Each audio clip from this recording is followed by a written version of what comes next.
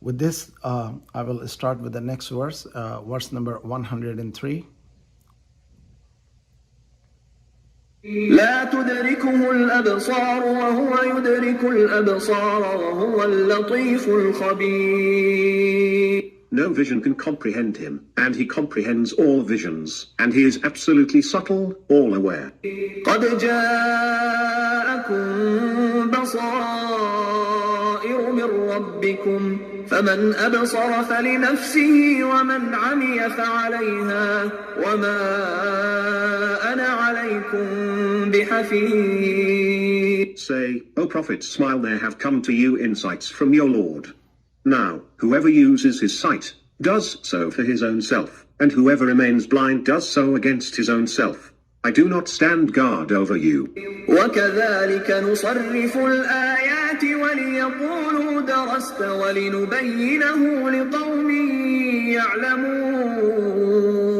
This is how we bring the verses in diverse ways, so that they say, you have been tutored, and so that we may explain it to people who have knowledge. اتبع ما أوحي إليك من ربك لا إله إلا هو وأعرض عن المشركين. Follow what has been revealed to you from your Lord. There is no God but He, and turn away from those who associate partners with Allah. ولو شاء الله ما أشركوا وما جعلناك عليهم حفيظا وما أنت عليهم بوكيل. If Allah willed, they would not have associated.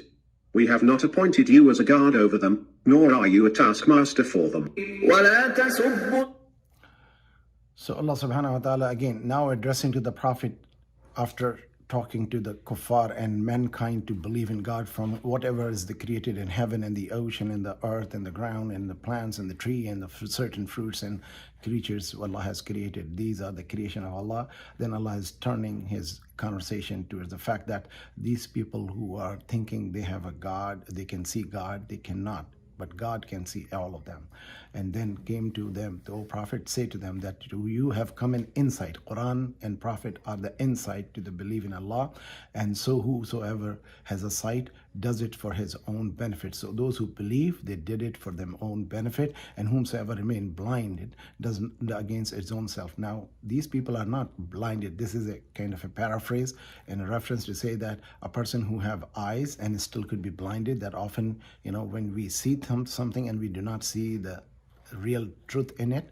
And this is where Allah subhanahu wa ta'ala is describing وَمَنْ عَمِلَ فَعَلَيْهَا وَمَا أَنَا عَلَيْهِمْ بِوَكِيلٍ and وَمَا أَنَا عَلَيْكُمْ بِحَفِيظٍ, and we have not made you the guard and guardian or protector over them. Wakil, Hafiz, these are the words in use in these verses. وَكَذَلِكَ نُصْرِفُ الْآيَاتِ, and this is how we diversify our way of teaching and bring the verses to them, so that this way you can have be tutored. So Allah subhanahu wa ta'ala ayat la yaqulu darasta. Darasa means teaching or tutoring. وَلِنُبَيِّنَهُ لِقَوْمٍ يَعْمَلُونَ, and this is how the nubayya khabar, knowledge, unseen of the knowledge of those which is not available for everybody, only prophetic knowledge being brought to you, and so that you may know. And أَتَّبِعْ مَا أُوحِيَ إِلَيْكَ مِنْ رَبِّكَ, and Allah is now talking to Prophet, O Messenger, follow what is being revealed upon you from your Lord. La ilaha illahu, none is worthy of worship except Him. وَعَارِضْ عَنِ الْمُشْرِكِينَ, and abstain or stay away from those who make partners with Allah. وَلَوْ شَاءَ اللَّهُ مَا أَشْرَكُوا, if Allah had willed, they would not have made this idol worshipping or partners with Allah. وَمَا جَعَلْنَاكَ عَلَيْهِمْ حَفِيظًا, and you are not made their guardian or watching over them or guard over them. وَمَا أَنْتَ عَلَيْهِمْ بِوَكِيلٍ, and you are not even their advocate for them. So those who do not believe, Prophet cannot advocate for them, and those who believe, Allah has made Prophet as a guide for them. Quran is a guide, as Allah has sent the guides and the book as scriptures before Prophet Muhammad's time. So may Allah subhanahu wa ta'ala give us the wisdom and the ability to steadfast in our faith. And next verse, Allah subhanahu wa ta'ala further addressing to it is verse 108.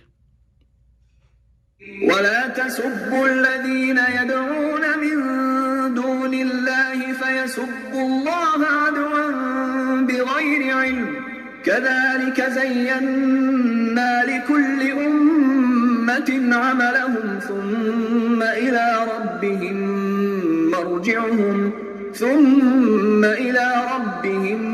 مرجعهم فينبئهم بما كانوا يعملون. Do not revile those whom they invoke other than Allah, lest they should revile Allah in transgression without having knowledge. This is how we have made the deeds of every community attractive in their sight.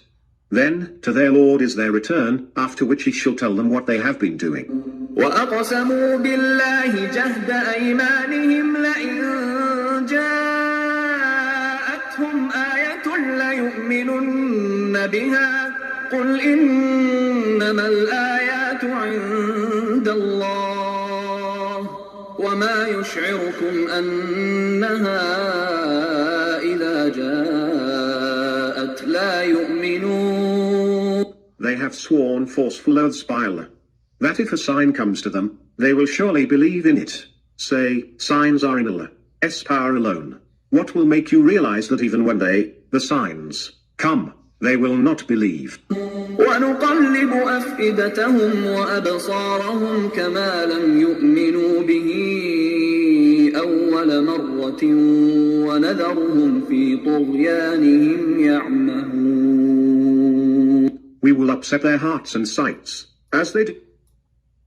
ولو شاء.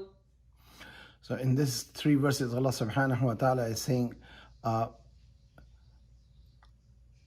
وَلَوْ شَاءَ اللَّهُ مَا أَشْرَكُوا. If Allah had will, they would not have done the shirk or the partnership. وَمَا جَعَلْنَاكَ عَلَيْهِمْ حَفِيظًا. And you are not being made a guardian over them. وَمَا أَنْتَ عَلَيْهِمْ بِوَكِيلٍ. And you are not their advocate. وَلَا تَلْبِسُ الَّذِينَ يَدْعُونَ مِن دُونِ اللَّهِ فَيَسُبُّ اللَّهَ. لا تسبوا. This is very important to understand. وَلَا تَسَبُّ الَّذِينَ يَدْعُونَ مِن دُونِ اللَّهِ. It is a direct command to Prophet and Muslim that do not curse those who worship idol God or false gods, and do not curse their gods. As you will see, then historically Muslims do not curse, and we are forbidden from that. Why? Because they will curse Allah, and that is the true God. So this is something we need to understand. We do not curse other gods. And this is how we have decorated the deeds of other people. As you see, people celebrate Christmas and other holidays, and they think that this is something of a fun, and actually it's idol worshipping. And so many Muslim people living in the America or European country where they are Christian are in majority, and in Christmas they try to create some celebrative events. Just understand, it is no different than the people who are doing the celebration of Hindu tradition when they're living in a non-Muslim country of Hindu majority or Buddhist. So these are worshipping of God in one way or the other. One can do celebration on any day out of 365 days of the year, but did not do anything on those special days, because this is how the falsehood and the false tradition start getting roots. And something very important, some people put Christmas tree. Christmas tree has nothing to do with the Jesus, yet many Muslim families, they are putting Christmas tree on this day in their home. That is a celebration of Jesus' birth, which is being believed as a God or Son of God. And people do not have a knowledge of it, and they think it is nothing, just a decoration. It is symbolic to represent their belief. And this is something very important. In the whole entire world, nobody put Christmas tree except Christian, and they don't put it around the year, only on the day when the Jesus is born. They think that they will get a gift from Santa Claus, which is again a false creation of that. So my advice is, teach our children, and we should do our Eid. That is the day when we should do all those holidays and celebration, and we should give gift to our children, not to the other holidays. And those are non-religious holidays. The scholar says you can join them. But when it comes to the religious holiday, one have to be very careful, because a shirk is being practiced in that part, because that means you're affirming that there is a false god or the son of a god or idol is a part of a god. And this is something we are very strict. Islam can compromise anything except making partners of God in worshiping. And many young American Muslim children, they think it is nothing, it's just a culture. It's not a culture, it is a part of faith in there. Something very important to know. So Allah subhanahu wa ta'ala says, كَذَلِكَ زَيَّنَا لِكُلِّ أُمَّةٍ عَمَلَهُم. And this is how we have decorated or made it beautiful for them, that their actions. ثُمَّ إِلَى رَبِّهِمْ مَرْجِعُهُمْ فَيُنَبِّهُمْ بِمَا كَانُوا يَعْمَلُونَ. And they will all have to return to Allah, and we will let them know about it. وَأَقْسِمُوا بِاللَّهِ جَهَدَ أَيْمَانِهِمْ. And they have sworn forceful oath by Allah. You see, people say, no, we are Muslim, we don't care, we don't do this. But they are saying that they believe in Allah, that if a sign come to them, they will surely believe. This is how the pagan used to say, that, oh, if a sign will come, we will believe. But then when the sign from Allah is in Allah's power alone, if Allah wants to bring a sign, He will bring. But we have to believe in unseen God. When the God is seen, although nobody can see the God, when it is all the signs of God comes in, then there is nothing left to be believing in. Belief is always unseen. And will that make really realize that even when the sign came, they will not believe in it. Allah saying that even if the signs of Allah will come, they will still not believe in Allah. And this is something very, very important. We should understand that people who say, yeah, we will believe if we find a sign. Those people in the past, when they saw the camel came out of a mountain, never believed in. When the moon was split, they never believed in it. Those who saw the other things happening and the splitting of the ocean happen, they never believe in. So those who do not want to believe, they don't believe, no matter what. And we are not guardian over them. For our job is to give the invite, and then for them, Allah is to ask them, return back and follow what Allah wants them to. Let's take it from this verse 109. وأقسموا بالله جهد أيمانهم لئن جاءتهم آية ليؤمنن بها قل إنما الآيات عند الله وما يشعركم أنها إذا جاءت لا يؤمنون. They have sworn forceful oaths by Allah, that if a sign comes to them, they will surely believe in it. Say, signs are in Allah's power alone. What will make you realize that even when the signs, come, they will not believe? وَنُقَلِّبُ أَفْئِدَتَهُمْ وَأَبْصَارَهُمْ كَمَا لَمْ يُؤْمِنُوا بِهِ أَوَّلَ مَرَّةٍ وَنَذَرُهُمْ فِي طُغْيَانِهِمْ يَعْمَهُونَ. We will upset their hearts and sights, as they did not believe in them at the first instance, and we will leave them wandering blindly in their rebellion.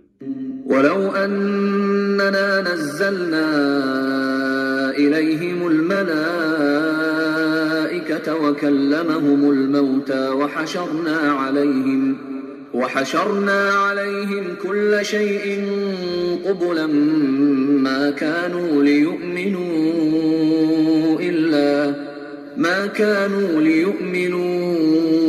إلا أن يشاء الله ولكن أكثرهم يجهلون. If we had sent down to them the angels, and the dead had spoken to them, and, even if we had gathered everything before them face to face, still, they were not to believe, unless Allah would have so willed. But most of them adopt the way of ignorance. وَكَذَلِكَ جَعَلْنَا لِكُلِّ نَبِيٍّ عَدُوًّا شَيَاطِينَ الْإِنسِ وَالْجِنِّ يُوحِي بَعْضُهُمْ إِلَى بَعْضٍ زُخْرُفَ الْقَوْلِ غُرُورًا وَلَوْ شَاءَ رَبُّكَ مَا فَعَلُوهُ فَذَرْهُمْ وَمَا يَفْتَرُونَ. So it is that for every prophet we have set up enemies, the devils of mankind, and jinn who seduce one another with alluring rhetoric in order to deceive. Had Allah willed, they would have not done it. So leave them alone with what they forge. وَلِتَصْغَى إِلَيْهِ أَفْئِدَةُ الَّذِينَ لَا يُؤْمِنُونَ بِالْآخِرَةِ وليقترفوا ما هم مقترفون. And they seduce one another, in order that the hearts of those who do not believe in the hereafter may incline to it, and that they may be well pleased with it, and so that they commit what those seducers are used to commit. أَفَغَيْرَ اللَّهِ. So in these verses, Allah subhanahu wa ta'ala is again talking about what they do, and even if the sign come, they demand, they swear by that if the sign will come, we will believe. Even if the sign will come, they will not believe. As they are blinded now, even though they are not physically blind, Allah is using a metaphor that they are blinded, because it's as they are blinded now, they will be blinded again. The person who will not believe, does not want to believe, it is up to the free will Allah has given to the mankind compared to the other creatures who have no options. Like angels, they cannot deny Allah. Jinn and human, they are the two who have been given this ability to have the freedom of will or free will. And sometimes these sorcerer or those who tell the future or tell about somebody's something which they heard from angels' conversation, and those jinn are friend with these sorcerers, and they bring them a little bit knowledge, and those sorcerers or those soothsayer, what you call, or the one people who are fortune teller or future teller, these people actually fabricate and make 99% addition to things, and they use a psychology of a needy person, that the person is desperate, and then they see the facial expression, yes and no. As we speak, our expression goes up and down, and there's a face reading art they have, and this is how they use and answer them. Obviously, when somebody is sad, upset and grieved and sad and sorrow, you touch one little thing and that person start having tear flowing their eyes, and this is what gives the assurance.